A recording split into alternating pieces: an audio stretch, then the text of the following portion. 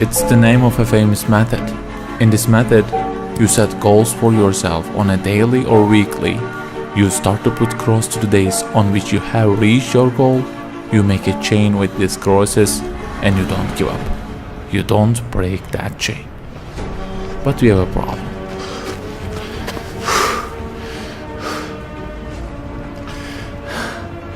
Personal development specialists say that we should have goals. You know, they say like, don't sleep more than 6 hours, learn a language, finish a book every week, don't stop, always run, don't give up on your dream, don't break the chain. Okay, I don't object to them. I also have a table and put crosses on it every day and go after many goals, no problem. But you know what? They don't talk about the most important part of it.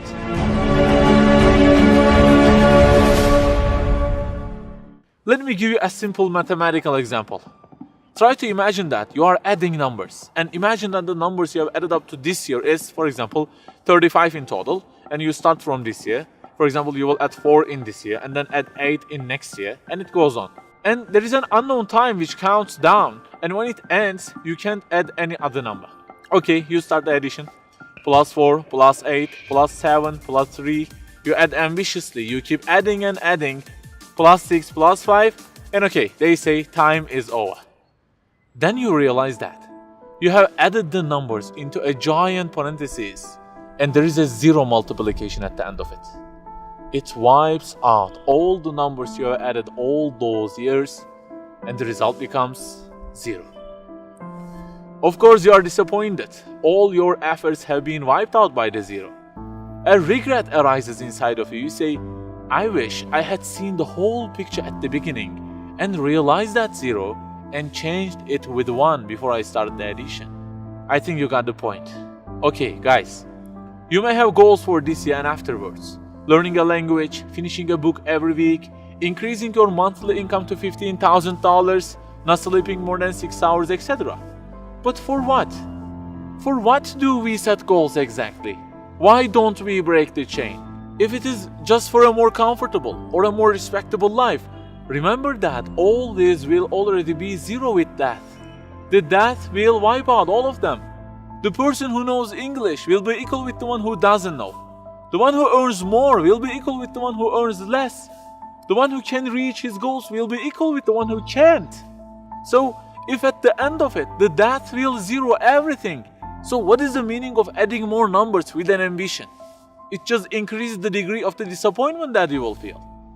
So the logical thing is seeing the whole picture at the beginning. In this life journey, which will end in an unknown time, my first job must be to prevent death from being 0.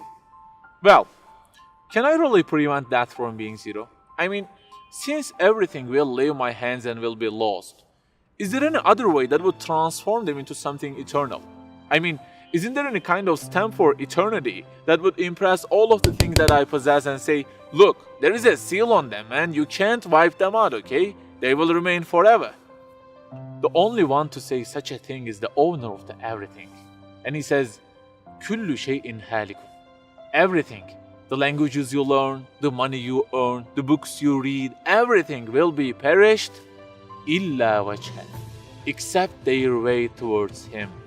So the creator of our life says, if your intention is towards Allah, if the thing you do is for His acceptance, it won't disappear, it will be transformed into eternity in paradise. So learning a language, finishing a book every week, being rich, everything, if they are towards Him and for His sake, eternity stamp being pressed on them. For example, in this year, I will study English for 10 minutes daily. For what? Because serving Islam in the field of English is so important and I want to gain acceptance of my Lord with it. That 0 has turned into 1. This year, I will finish a book every week.